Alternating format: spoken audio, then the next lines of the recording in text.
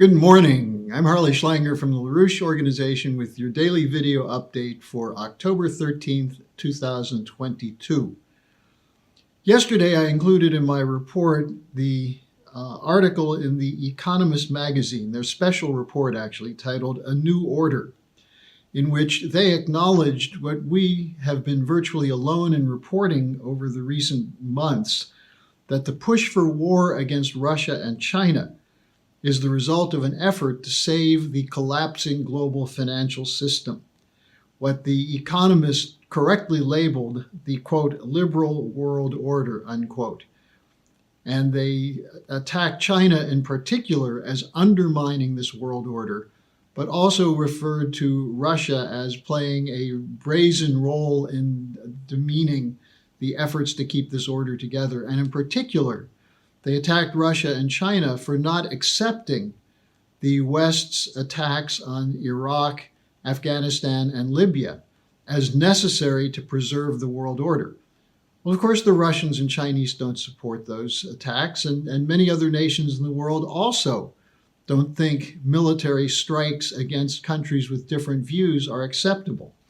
But what is this liberal world order that The Economist is defending? It's a global system of top-down financial and economic control.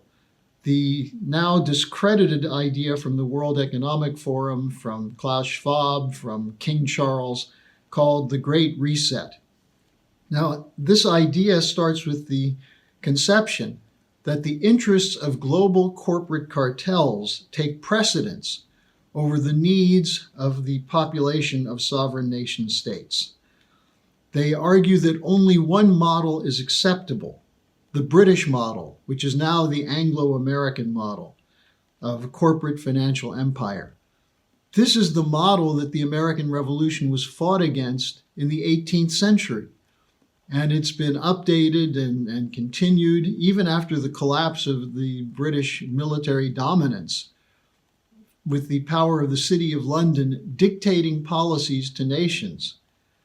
Now, this includes such things as free trade, which is not free, which is essentially a manipulated operation to defend the interests of corporate cartels.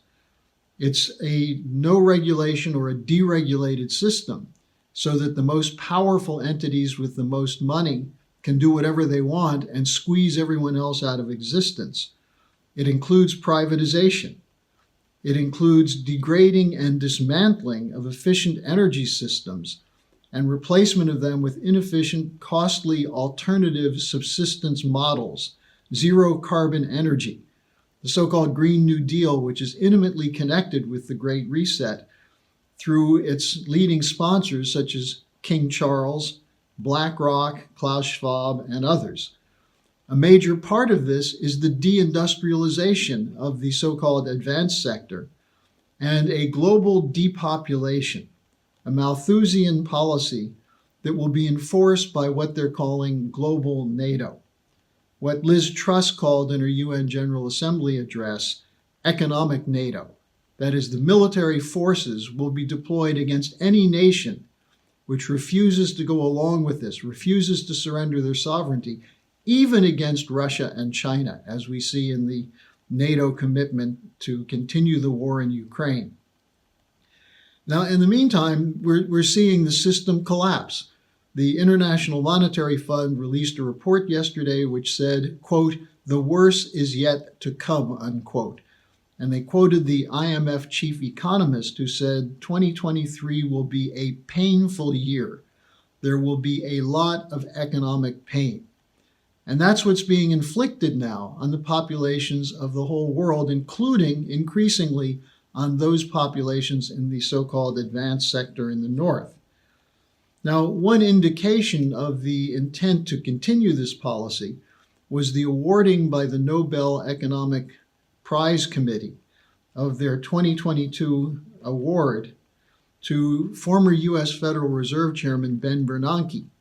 You may recall Bernanke's nickname was Helicopter Ben because of his commitment to the quantitative easing policy, which was throwing money out of helicopters, he said, to bail out the collapsing financial system.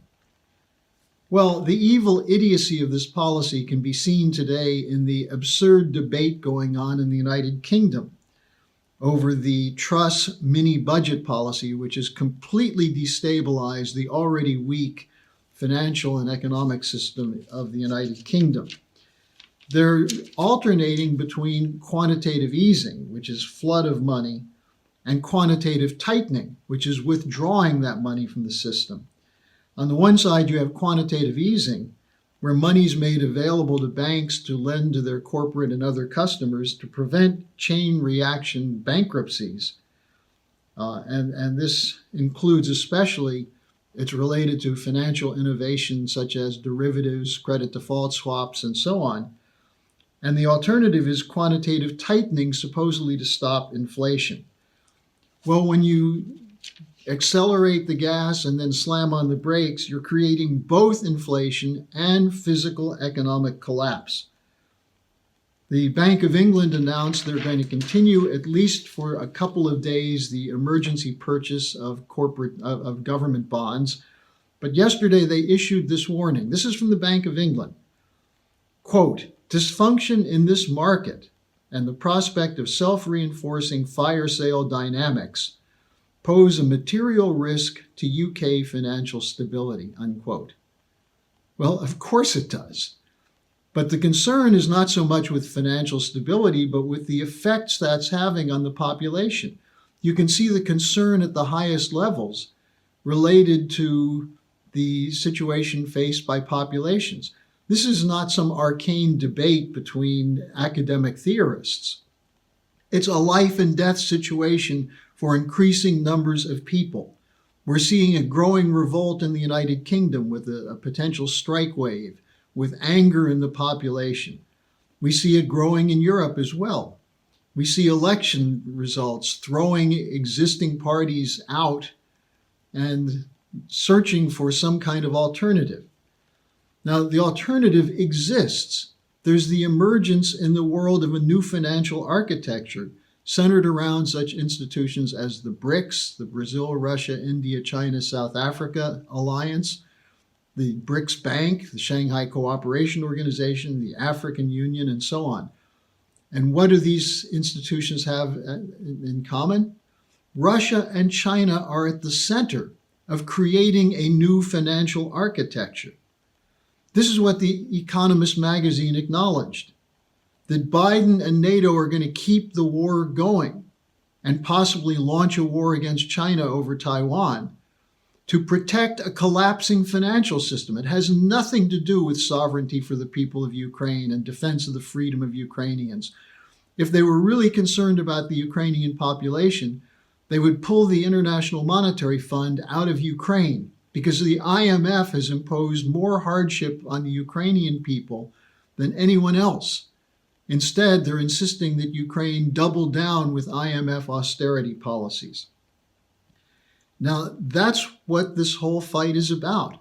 Will there be a new financial system, a new order out of control, out of the control of the City of London and Wall Street, which takes into concern the interests of the people of sovereign nation states who can enter into multilateral agreements? Or will we continue the one-size-fits-all unilateral order? Now, this Saturday, the Schiller Institute will have another in its series of conferences to address this. This one is an international youth conference, and the topic will be replacing the unipolar order and its so-called rules-based order. And this rules-based order essentially operates from one rule: do as we say, or you will face a regime change operation, whether it's demonstrations, assassinations, or war, a coup. Well, instead, we're advocating and have been advocating for the longest time a new financial architecture. This was Lyndon LaRouche's specialty, honed over 50 years of meetings and writings and speeches, which has garnered support from around the world. All you have to do is look at the comments from Sergei Glaziev, a leading Russian economist, praising LaRouche as the leading economic genius of our time. Look at the Chinese media featuring Helga Zepp-LaRouche to talk about the broad extension of what the Belt and Road Initiative would mean. There are meetings every week of these institutions planning out a different course than the course demanded by global NATO and the City of London. So don't just complain about the hardships you're facing. Most of the world is facing this. We need the citizens of the world to get together and put an end to this unipolar order. So become part of the solution. Let me just mention a couple of other stories quickly. Yesterday, we also reported on Tulsi Gabbard's denunciation of the control of the war hawks of the Democratic Party.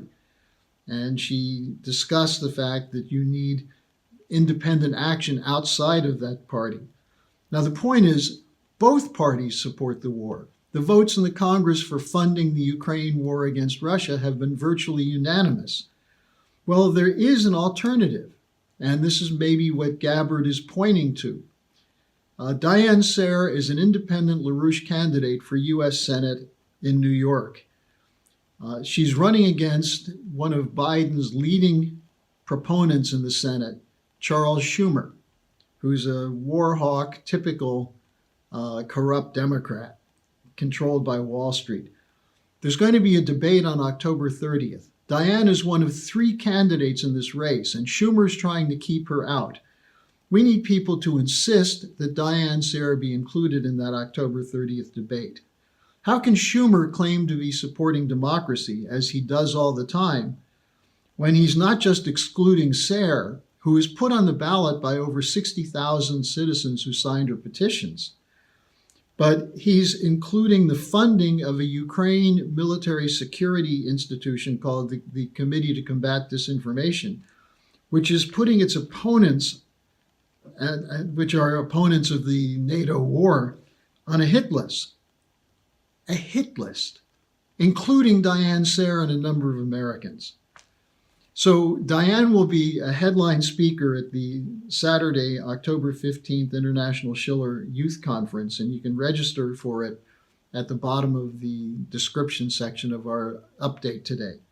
Now, finally, just a quick note from Vladimir Putin in his speech he gave yesterday.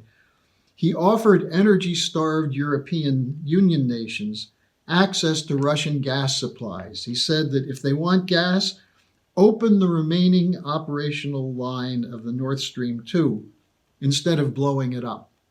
Good advice. Tomorrow is Friday, so I'll be taking your questions. You can send them to me at harleysch@gmail.com. That's harleysch@gmail.com. And let me send a special thanks to all of you who wished a happy birthday to me and my wife yesterday. We both have the same birthday, Columbus Day, and we haven't been canceled yet, but I wish to say thank you for that. It made our day. So see you again tomorrow.